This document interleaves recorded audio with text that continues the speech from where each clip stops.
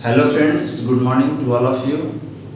आज हम लोग कूलम्ब के नियम का स्थिति सदिश स्वरूप पढ़ने वाले हैं कि कूलम्ब के नियम को स्थिति सदिश के रूप में कैसे लिखा जाता है। ओके, तो ये आज का क्लास हमारा क्लास 16 है और ये किसके लिए बैच है, तो हिंदी मीडियम के लिए। ओके, तो चलिए आगे हेडिंग देते हैं कूलम्ब के नियम का स्थिति सदिश स्वरूप।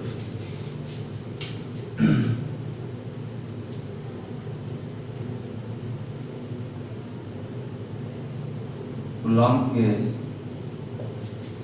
नियम का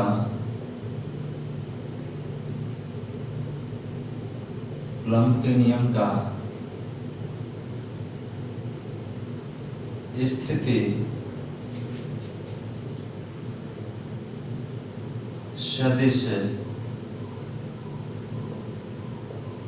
स्वरूप इंग्लिश में कैसे लिखेंगे? Coulomb's law in the form of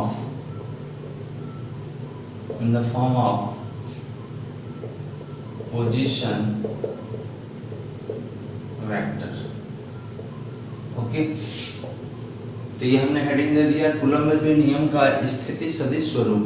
इसको एक और तरीका से हम बोल सकते हैं कि कूलम्ब के नियम का स्थिति सदिश में व्यंजक। ओके, तो यहाँ पर सबसे पहले एक पद को समझेंगे जिसका नाम है स्थिति सदिश।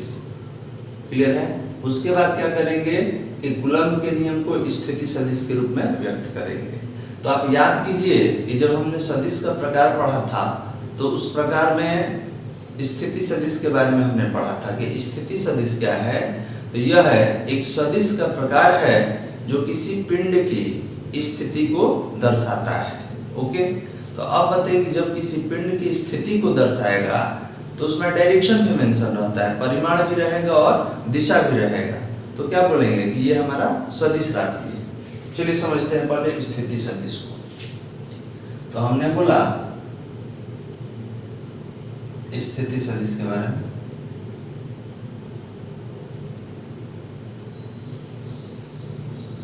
ये क्या करता है, स्थिति सदिश क्या बताता है,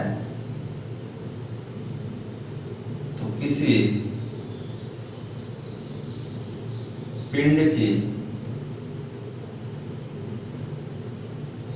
स्थिति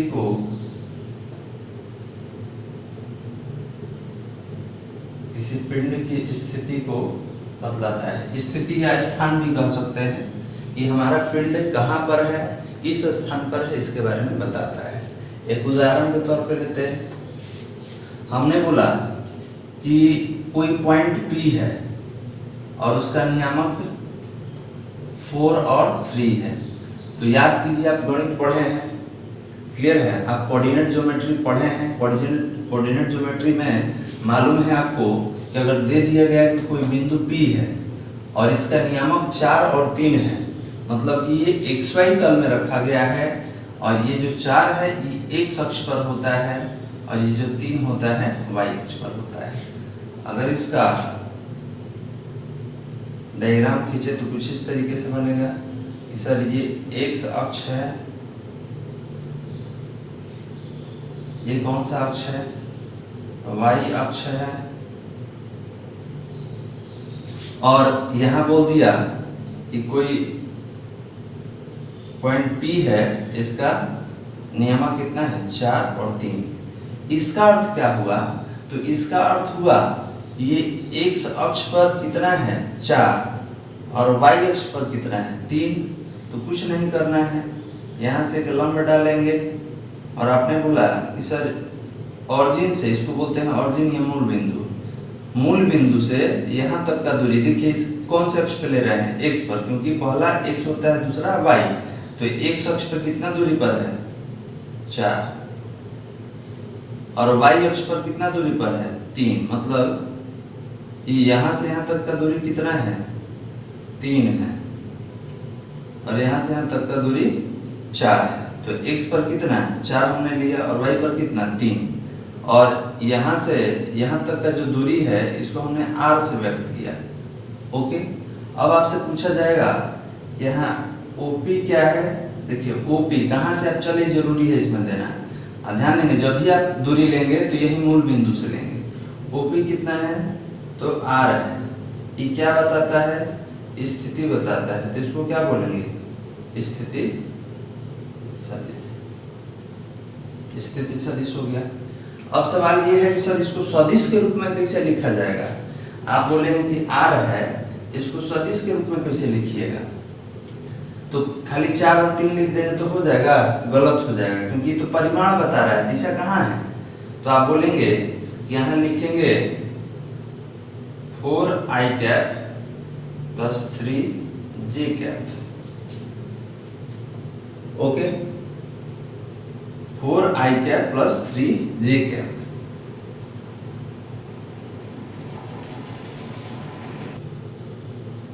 चलिए तो ध्यान देंगे क्या लिखे हैं वेक्टर r बराबर सदिश r बराबर 4i cap plus 3j cap. अब बहुत आदमी कोई जानकारी नहीं होगी सर ये i कैप का लिए है ej कैप का लिए है। तो e जो है परिमाण है, i कैप क्या बताता है कि e एक अक्ष पर है, ये 3 क्या है परिमाण है, ये j कैप क्या बताता है कि y अक्ष पे है। देख लीजिए तो ये जगह को मतलब OP जगह को आप सदिश के रूप में कैसे लिखिएगा तो 4i cap plus 3j cap. जिनको जानकारी नहीं होगा देखिए बता दे रहे हैं कि धनात्मक x अक्ष को आप कैसे लिखेंगे तो i कैप से। ओके ऋणात्मक x अक्ष को क्या बोलते हैं x डैश, इसको कैसे लिखेंगे माइनस i कैप से। उसके बाद धनात्मक y अक्ष इसको कैसे लिखेंगे j कैप से। ऋणात्मक y अक्ष को क्या बोलेंगे y डैश और इसको कैसे लिखेंगे माइनस j। और धनात्मक z अक्ष को कैसे लिखेंगे k कैप से और ऋणात्मक z अक्ष को कैसे लिखना है तो माइनस k कैप से। अब क्लियर है इस और i कैप मतलब क्या कि ये x अक्ष पर है और j कैप मतलब क्या कि y अक्ष पर है। स्पष्ट हो गया। तो आपने बोला कि सर ये r क्या है तो r स्थिति सदिश है। ये देख के हमको मालूम चल गया कि जो बिंदु P है x अक्ष पर चौथा स्थान पर है और y अक्ष पर तीसरा स्थान पर है। आप पढ़े होंगे किस तरीके से हम कोऑर्डिनेट निकालते हैं। अब कहा गया कि ठीक है आप सदिश के रूप में रखे हैं लेकिन यहाँ से यहाँ तक का जो दूरी है ई दूरी ई हमको परिमाण के रूप में बताइए। क्योंकि कोई अगर बोले कि मेरा दूरी 4i कैप 3j कैप है बिंदु O से तो आपको समझ में नहीं आएगा। क्यों क्योंकि सदिश के रूप में लिखा हुआ है, इसमें परिमाण भी है दिशा भी है। तब हमने बोला कि एक काम कीजिए परिमाण को अलग कर लीजिए दिशा को अलग कर लीजिए। तो आपने बोला सर परिमाण कैसे निकालेंगे तो देखिए परिमाण सबसे पहले तो सीख लीजिए परिमाण को ऐसे लिखा जाता है r खाली लिख दीजिए क्योंकि तीर दीजिए तो फिर सदिश हो जाएगा। r लिख दिए या अगर मानिए की इच्छा है ना सर हम तीर देंगे इसको मॉड में डालना पड़ेगा। मॉड में डालिएगा तब जाके परिमाण होगा। किसी भी सदिश वाले को मॉड में डाल दीजिएगा तो वो अदिश बन जाता है, वो केवल परिमाण बताएगा दिशा नहीं बताएगा। तो निकालते कैसे हैं तो ई निकालते हैं root under x square plus y square. E sir का है तो ये x अक्ष पर है ना तो इसका परिमाण लेंगे और इसका परिमाण लेंगे। ओके x का परिमाण लेंगे और y का परिमाण लेंगे। अब हमको ये बताइए यहाँ पर कि x कितना है मतलब i कैप का परिमाण कितना है 4 और y कैप का 3। तो आपने बोला कि सर 4 का स्क्वायर कर दीजिए, 4 का स्क्वायर कर दीजिए और 3 का स्क्वायर कर दीजिए। कर दिए तो r बराबर कितना आ गया 16 और 9, 16 9 25 कितना बाहर आएगा जी 5। तो परिमाण तो मिल गया बालक, परिमाण कितना मिल गया हमारा देखिए इसको यहाँ से इसे ब्लॉक कर देते हैं। तो हमने बोला कि परिमाण मिल गया, परिमाण को पीछे लिखिएगा तो मॉड में वेक्टर r ये भी होगा या खाली r भी होगा। ये हो गया परिमाण 5। इस और यहाँ से यहाँ तक 5 सेंटीमीटर है 5 मीटर है जिसमें आपको लेना हो तो ये तो मालूम चल गया अलग कर लिए। अब दिशा पूछा गया कि दिशा बताइए तो बोला गया ओपी की ओर, मतलब कहां से कहां तक, ओ से पी की ओर। तो याद रखेंगे कि ई सदिश स्वरूप हो गया, ई स्थिति सदिश हो गया। ये क्या बता रहा है, तो ये स्थिति बता रहा है। ये जो लिखे हैं आप 4i कैप 3j कैप, यहाँ से यहाँ तक का दूरी ये स्थिति सदिश है। स्थिति सदिश मतलब ये स्थिति को बता रहा है। अगर इच्छा है तो परिमाण को अलग कर लीजिए एक तरीके से, और दिशा हमको कौन बताएगा, ओपी बताएगा। तो अब समझ लें कि स्थिति सदिश क्या है। तो स्थिति सदिश सदिश का एक प्रकार है जो किसी पिंड की स्थिति को या स्थान को दर्शाता है, और उसके साथ ध्यान देंगे यह है स्थान के साथ साथ स्थान का दिशा भी बतलाता है कि किधर, तो ओ से लेके पी की ओर। ओके, तो आगे हम लोग इस सब का यूज करने वाले हैं। जो बच्चे 11th में सदिश सदिश नहीं पढ़े होंगे वो लिख ले रफ कॉपी पे, इसके बाद हम आगे बढ़ेंगे। चलिए लिख लिए, आगे बढ़ रहे हैं। तो ये तो समझ गया ना जी कि अगर कोई कह देगा 4 3 5 4 2 3, तो समझ में आएगा कि x पर इतना है, y पर इतना है, या बनाए होंगे 10th में। क्लियर है। तो इसमें स्थिति सदिश कौन है, तो सर OP, जो हमको स्थिति के बारे में बताता है। OP कैसे लिखेंगे, सदिश R से। सदिश के रूप में लिखने का तरीका 4i कैप 3j कैप, क्योंकि इस पर है तो x पर 4 है, y पर 3 है, तो i कैप मतलब धनात्मक x अक्ष और j कैप मतलब धनात्मक y अक्ष। ओके, परिमाण निकालने की इच्छा करेगा तो निकाल लीजिएगा। ये x के जगह पर याद रखेंगे परिमाण लेना है, मतलब e लेना है, और y के जगह पर e। अगर z भी बोलता तो यहाँ k कैप वाला जरूर रहता, वो भी 2 ही डिजिट का हम लोग लिए हैं। आगे जब क्वेश्चन बनाएंगे तो आपको दिख रहे हैं। तो ये परिमाण निकाल लिए। दिशा पूछेगा तो दिशा कहाँ, o से लेके p की ओर, ये दिशा हो गया। कैसे, कौन सा अक्ष को कैसे बताएंगे, यहाँ पर बताया गया है i cap j cap k cap, और इसी का ऋणात्मक में सब में क्या लग जाता है, माइनस लग जाता है। चलिए आगे एक और छोटा सा पद है,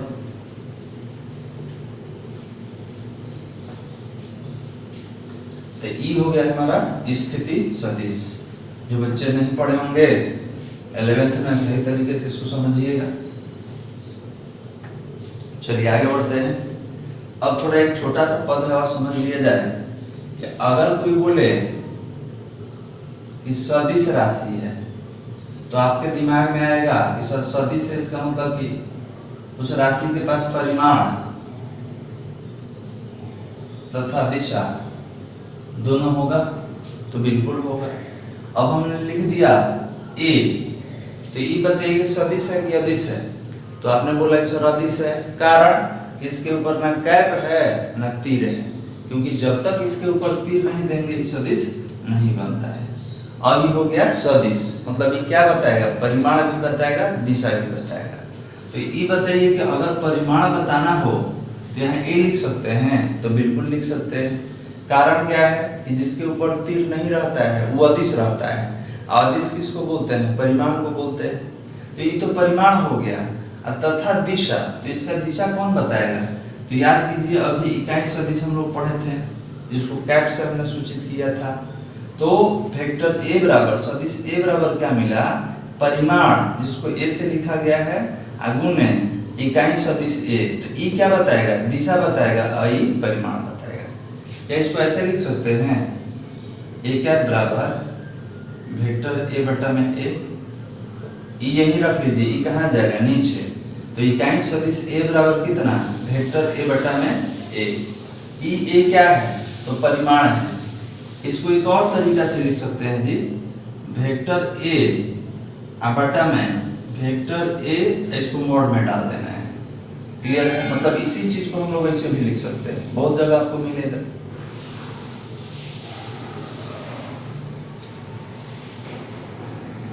लिख लीजिए।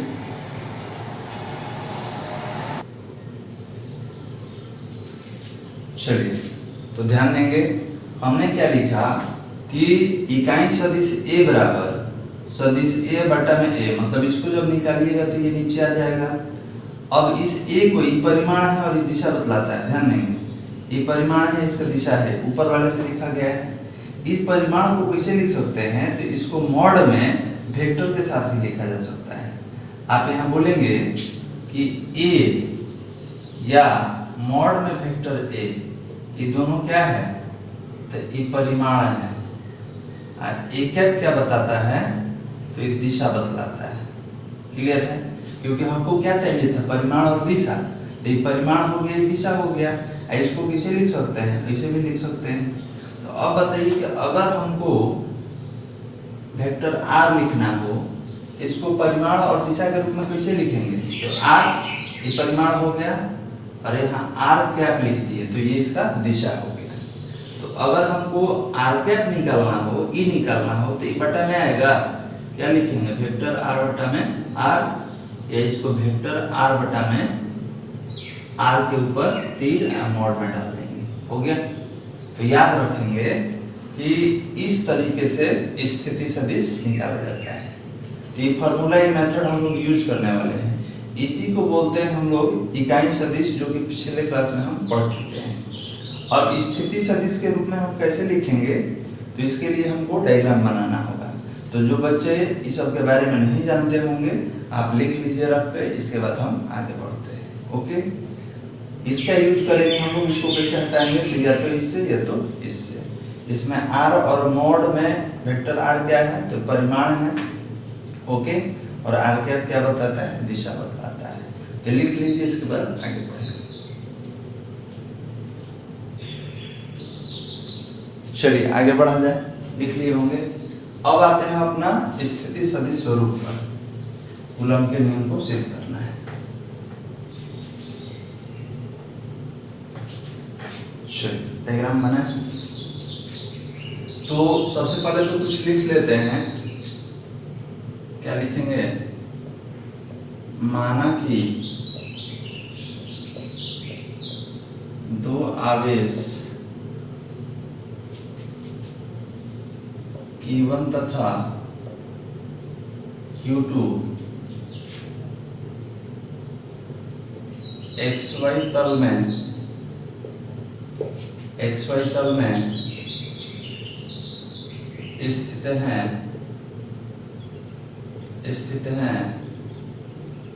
जिनका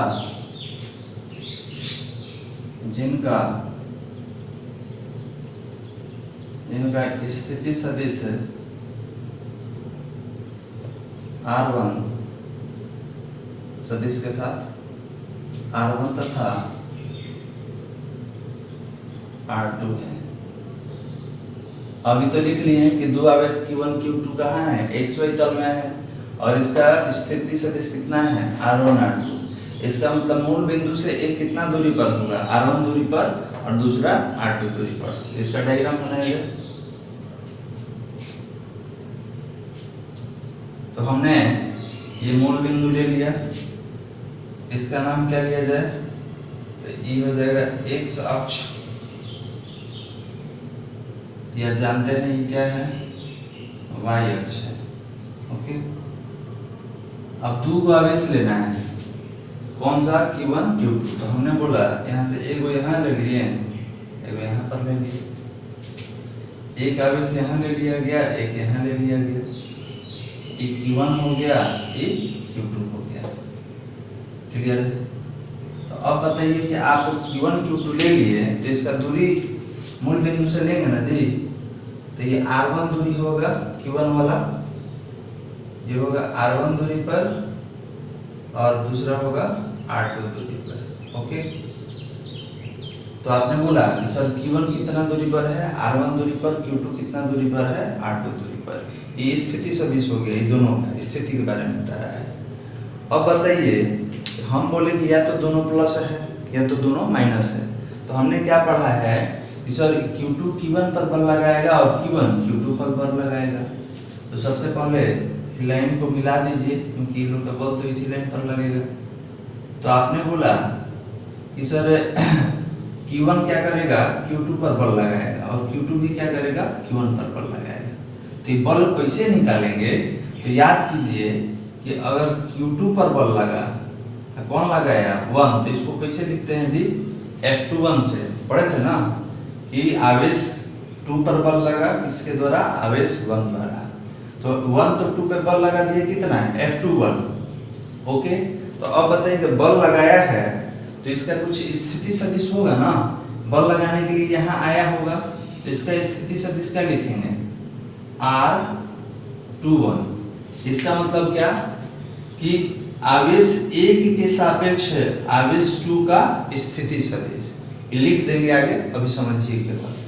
फिर हमने बोला कि ये तो किसका हो गया बल, ये आवेश Q1 का हो गया Q2 पर, और Q2 भी तो इस पे बल लगाएगा, कितना बल लगाएगा, F12 मतलब आवेश 1 पर बल लगा है, और बल लगाने वाले कौन है, 2 है। तो अब बताइए, तो ये इधर आया है, तो इसका भी तो स्थिति सदिश होगा, तो बिल्कुल होगा, कितना होगा, R12 मतलब आवेश 2 के सापेक्ष आवेश 1 का स्थिति सदिश। तो सब लिख लिए। F21 क्या है, तो आवेश 1 द्वारा आवेश 2 पर लगाया गया बल। F12 क्या है, तो आवेश 2 द्वारा आवेश 1 पर लगाया गया बल, और ई लेंगे तो इसका स्थिति सदिश यहाँ है, ई लीजिएगा तो इसका स्थिति सदिश यहाँ है। अब आते हैं, सारा दूरी कहाँ से मापन होगा, मूल बिंदु से। सर ये पढ़ेंगे कैसे, जो लिखे तो आप पढ़िएगा, पहले R वाला बता दे रहे हैं। R1 क्या है, तो बोलेंगे आवेश Q1 का स्थिति सदिश। R2 क्या है, तो आवेश Q2 का स्थिति सदिश। क्लियर है। R21 क्या है, R21 पहले ही वाला ले रहे हैं, तो लिखेंगे आवेश Q1 के सापेक्ष, आवेश Q1 के सापेक्ष आवेश Q2 का स्थिति सदिश। और E क्या है जी, Q1 के सापेक्ष, तो Q1 के सापेक्ष मतलब हो गया Q1 से कितना दूरी पर Q2 है। क्लियर है। Q1 के सापेक्ष Q2 का स्थिति सदिश मतलब हम ये बताए हैं कि Q1 से Q2 कितना दूरी पर है, मतलब ई दूरी को बतलाया गया है R21 से। जब आप इधर जाइएगा और जब इधर आइएगा तो कैसे बताइएगा, R12 लिखेंगे कैसे, तो R12 क्या लिखें, तो आवेश Q2 के सापेक्ष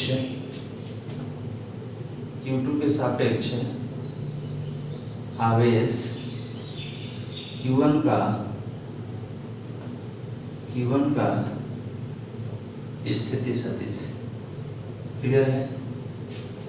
इसके बाद F21 और F12 तो बता चुके हैं कि आवेश Q1 द्वारा आवेश Q2 पर आरोपित बल और आवेश Q2 द्वारा आवेश Q1 पर आरोपित बल।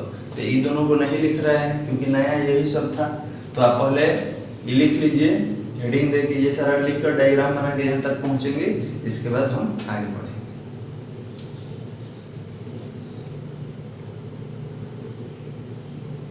चलिए लिख लिए। तो ये हो गया, ये सब हटा दे रहे हैं, सबका काम नहीं है, केवल डायग्राम का काम है, हटा दे।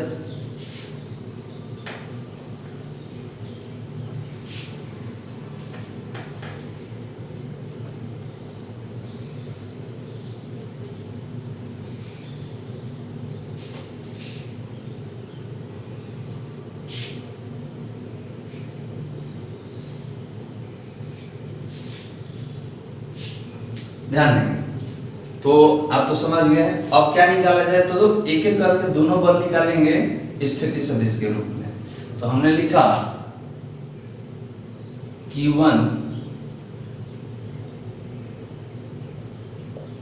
Q1 आवेश द्वारा Q2 आवेश पर आरोपित बल, Q1 आवेश द्वारा Q2 पर आरोपित बल। यही तो जानते हैं कि दोनों का बल बराबर होगा, मतलब एक को बदल लेंगे तो दूसरा बहुत आसान हो जाता है। तो Q1 आवेश द्वारा Q2 आवेश पर आरोपित बल, कि Q1 उस पर कितना बल लगाएगा। तो आप देख चुके हैं डायग्राम में, कैसे लिखेंगे, F21 आवेश 1 द्वारा आवेश 2 पर आरोपित बल। अब बताइए इसको लिखे कैसे। तो आपने बोला सर K Q1 Q2 बटा में R स्क्वायर। तो अब बताइए कि ई लिखे तो ये तो परिमाण है ना हुआ जी, दिशा कहाँ बताए। तो दिशा के लिए क्या करते हैं यहाँ पर आर कैप। तो इसके लिए कौन सा आर कैप लेंगे, आर कैप बोल रहे हैं, वेक्टर आर ना जी। एक मिनट कैप लेंगे, आर कैप। यहाँ गलती हो गया है, इसको कैप से दर्शा दीजिए क्योंकि दिशा बतलाएगा, कैप से दर्शा देंगे। ओके, तो आपने बोला सर ये तो परिमाण हो गया, अब दिशा कौन बताएगा, ये बताएगा। तो यहाँ पे 21 है तो वहाँ से क्या लेंगे 21 लेंगे और यहाँ भी 21 लिख दिया जाए। तो बोलेंगे सर नीचे लिखना जरूरी है। तो देखिए जरूरी इसलिए है कि यहाँ पर Q1 का और Q2 का दोनों का आवेश का मापन कहाँ से कर रहे हैं, मूल बिंदु से। तो हमको ये जरूर बतलाना होगा कि ये दूरी कहाँ से कहाँ तक के लिए लिया गया है, 1 से 2 या 2 से 1, किसके सापेक्ष किसका स्थिति सदिश निकाल रहे हैं, इसके लिए हम लोग लिखते हैं। ओके, तो आपने बोला कि सर यहाँ पर आर स्क्वायर और नीचे क्या 21 और यहाँ पर यूनिट सदिश इकाई सदिश आर कैप 21। ये तो हम लोग पहले पढ़ चुके थे, केवल इसके बारे में जानकारी नहीं थी जो हमने बताया, समझ गए। अब बताइए कि ई कैसे हटेगा। तो इसके लिए अभी पीछे बताए थे, ई परिमाण हो गया, ध्यान देंगे ई परिमाण हो गया और ई क्या बताएगा, दिशा बतलाएगा, कहां से कहां तक। तो आपने बोला कि सर जब 2 पर बल निकालना होगा तो R21 लेंगे और जब 1 पर बल निकालना होगा तो R12 लेंगे। तो ये बताइए कि अगर यहाँ पर लिखा हुआ है वेक्टर A, तो इसका परिमाण कितना होगा A और दिशा कितना होगा A कैप होगा। ओके, तो हमको अगर A कैप निकालना हो तो ये बटा में आएगा, क्या लिखेंगे वेक्टर A बटा में A। आपको एक चीज और बताए हैं कि ई तो परिमाण होता है, इसको क्या हम ऐसे लिख सकते हैं मॉड में डाल के, क्यों, क्योंकि ये दोनों परिमाण ही बताता है इस तरीके से। तो अगर हमको ध्यान देंगे, अगर हमको आर कैप हटाना हो, आर कैप, तो यहाँ क्या लिखेंगे वेक्टर आर बटा में आर या वेक्टर आर बटा में मॉड में वेक्टर आर, नहीं लिख सकते हैं जी, तो बिल्कुल लिखेंगे। ये सब क्या है, ये क्या बताता है, परिमाण बताता है। याद रखिएगा जब सदिश वाले को मॉड में डाल दीजिएगा तो केवल परिमाण बताएगा। तो हमने क्या किया, यहाँ लिखा F21, ये हो गया K Q1 Q2 बटा में R स्क्वायर, कहाँ से कहाँ तक 1 से 2, और इसको हटाना है तो इसको हटाना है तो इसको लेना पड़ेगा। तो आपने बोला वेक्टर R बटा में R, कहाँ से कहाँ तक 2 1 2 1 हो गया, इनाम लिख दिया, पहले भी था। तो आपने बोला कि सर R कैप हटा, तो R कैप के जगह पे क्या है, तो वेक्टर R बटा में R यहाँ से लेके आ गए। आप इसको भी लिख सकते हैं, कोई दिक्कत नहीं है। तो अब बताइए कि 2 गो यहाँ पर है, 1 गो यहाँ पर है, तो कितना हुआ 3 गो, मतलब Q कैसे लिखेंगे F21 बराबर K Q1 Q2, ये 2 1 3 तो क्यूब हो जाएगा R क्यूब, कहाँ से कहाँ तक 2 से 1। ओके, और यहाँ क्या बच गया वेक्टर R21। क्लियर है। अब याद कीजिए आप 11th में आपेक्षिक वेग के बारे में पढ़े थे। आपेक्षिक वेग के बारे में हमने क्या पढ़ा था, अगर कहीं भी AB लिखा हुआ है, ओके, तो इसको कैसे लिखते थे VA माइनस VB, ये सब सदिश राशि होता है, वेग है सदिश है। अगर कहीं लिखा है V12 तो क्या लिखते थे V1 माइनस V2, याद होगा आपको, नहीं याद होगा तो यहाँ पे बता रहे हैं। उसी तरीके से अगर लिखा हुआ है R21 तो इसका मतलब क्या लिख सकते हैं, R2 माइनस R1। ओके, और लिख दिया अगर कि R12 इधर बताते रहे, लिख दिया कि R12, तो इसका मतलब क्या लिख सकते हैं जी, R1 माइनस R2। ओके, तो ये क्यों बताया है, तो इसको हटाने के लिए, इसको हम हटाने वाले हैं और इसको भी हटाने वाले हैं। इसको कैसे हटाएंगे, तो देख लीजिए इसको हटाने का तरीका। जो R3 देख रहे हैं, इसको हम लोग लिखेंगे मॉड वेक्टर R21 का क्यूब, क्योंकि बताए हैं कि इसको इस तरीके से भी लिखा जा सकता है। तो अभी इसको हटाने वाले हैं किसका यूज करके, इसका और इसका यूज करके। तो आप पहले लिख लीजिए, क्योंकि बहुत सारा डाटा है, इतना लिखने के पश्चात हम आगे बढ़ाएंगे।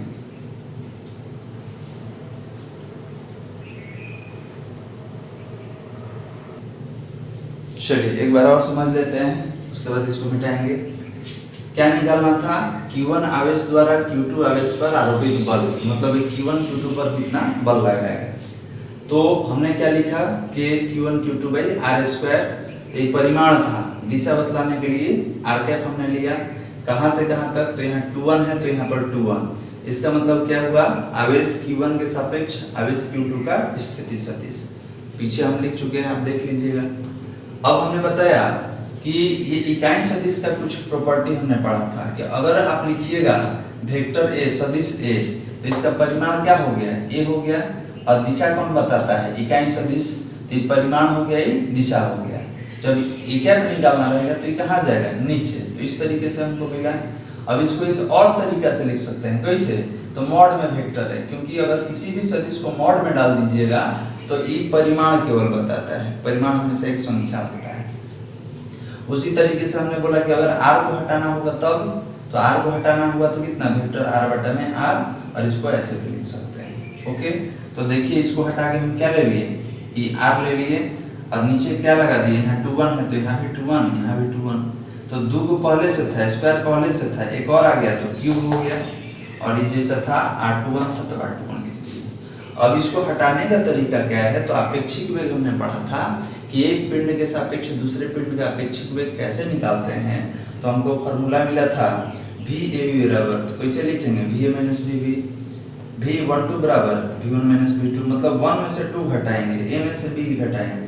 उसी तरीके से अगर मिला है R21, तो इसका मतलब क्या होगा, R2 माइनस R1। अगर मिलेगा R12 तो क्या करेंगे, R1 माइनस R2।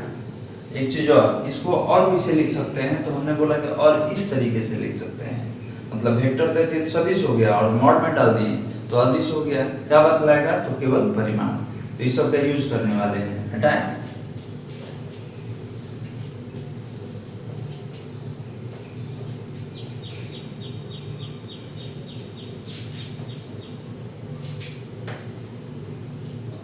चलिए,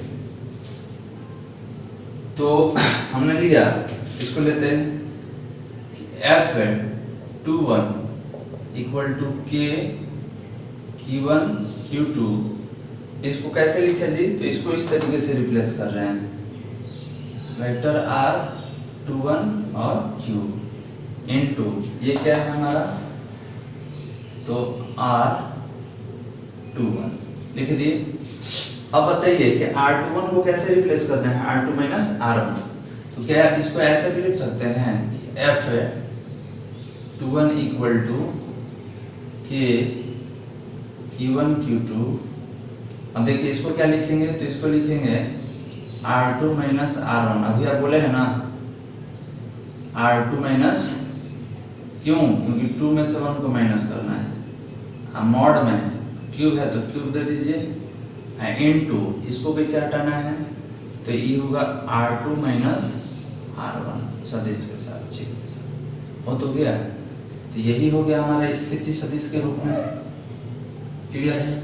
तो आप ऐसे भी लिख सकते हैं, ऐसे भी लिख सकते हैं, ये दोनों सही है, दोनों बिल्कुल सही है, आप किसी भी तरीके से लिख सकते हैं। तो यही तो है हमारा स्थिति सदिश के रूप में।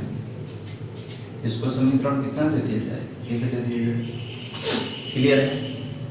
इसको कैसे लिख दिए, R21 को वेक्टर के साथ है तो हमने बताया था हटाने का तरीका यहाँ से लेंगे तो कितना हो गया मोड के अंदर ही R2 माइनस R1, क्योंकि देखिए मोड है, मोड के अंदर ही काम करना है, जितना पावर रहेगा उतना ही पावर देंगे। तो R2 माइनस R1 मोड में Q और E हटा तो कितना आ गया R2 माइनस R1। तो ये क्या निकाल लिए, तो ये आवेश Q1 द्वारा आवेश Q2 पर आरोपित बल है, किस पद में है, तो स्थिति सदिश के पद में है। ओके चलिए अब सवाल ये है कि सर E तो किसके द्वारा है, 1 द्वारा 2 पर आरोपित बल। अब 2 1 पर लगाएगा तब कैसे लिखेंगे, तो उसके लिए नीचे वाला हटाना पड़ेगा। फिर निकालने की जरूरत नहीं है जी, ठीक है, निकालने की जरूरत नहीं है, हम लोग इसी से डायरेक्ट निकाल लेंगे। कैसे निकालेंगे देखिए, तो लिखेंगे इसी प्रकार, जब एक ही तरीका दो बार यूज करना होता है तो उसी को क्या लिखते हैं, इसी प्रकार। तो F12 अब ध्यान देंगे कितना होगा, तो K Q1 Q2 बटा में R स्क्वायर। क्लियर है, पहला वाला टर्म है तो हम तो डायरेक्ट यूज कर रहे हैं, तो डायरेक्ट पहले इसे लिखिए ना, तो ये क्या कर देंगे, R क्यूब वेक्टर है कहां से कहां तक 1 2 हो गया, और यहाँ पर क्या ले लें वेक्टर R1। अब एक और तरीका सीखें लिखने का, कौन, तो इसको कैसे लिखेंगे, Q1 Q2। अब देखिए ई मॉड में वेक्टर 1 2 है तो इसको क्या करेंगे, R1 माइनस R2 ऊपर एरो दे दीजिए, और ये किस में रहेगा, मॉड में रहेगा, और यहाँ पर क्या है R1 तो किससे किस में घटाएंगे, 1 में से 2 घटाना है। देख लीजिए यहाँ पर क्या होगा, R1 2 को R1 माइनस R2 दोनों के ऊपर क्या कर देंगे, तीर दे देंगे। तो ई जो आप निकाले ना, ई स्थिति सदिश के रूप में होगा दोनों। अब इसका क्या यूज है, तो इसके बाद वाले वीडियो में जब क्वेश्चन बनेगा तब आप समझिएगा कि इसका यूज क्या है। ओके, तो समीकरण 1 क्या है, तो समीकरण 1 है आवेश Q1 द्वारा आवेश Q2 पर आरोपित बल, और समीकरण 2 क्या है, तो समीकरण 2 है आवेश Q2 द्वारा आवेश Q1 पर आरोपित बल। समझ में आ गया होगा, बिल्कुल ऊपर वाले की तरह लिखे हैं, यहाँ 2 1 था, यहाँ 2 1 था तो यहाँ 2 1 लिए हैं, यहाँ 1 2 है तो यहाँ पर 1 2। क्लियर है, लिख लीजिए इसको। चलिए लिख लिए समीकरण 1 समीकरण 2 दोनों हो गया। अब इसको लिखेंगे, लैंग्वेज कैसे लिखेंगे, तो देखिए यहाँ लैंग्वेज लिख दे रहे हैं, लिखेंगे समीकरण 1 तथा समीकरण 1 तथा 2 कूलम्ब के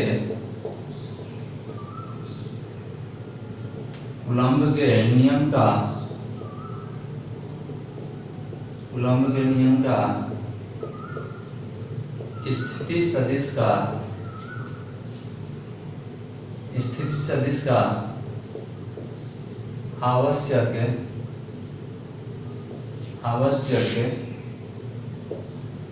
व्यंजक है।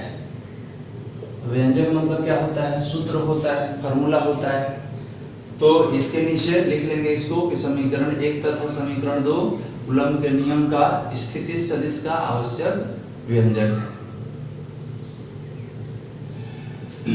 ओके, तो आपने देखा इस वीडियो में कि कूलम्ब के नियम को स्थिति सदिश के रूप में किस प्रकार से व्यक्त किया जाता है। अगले वीडियो में हम देखेंगे कि इस सूत्र का प्रयोग किस तरीके से किया जाता है, कैसे इसका यूज करके प्रश्न को हल करें। ओके, तो आज के लिए इतना ही काफी, बाकी अगले वीडियो में। ओके चलिए, थैंक्स।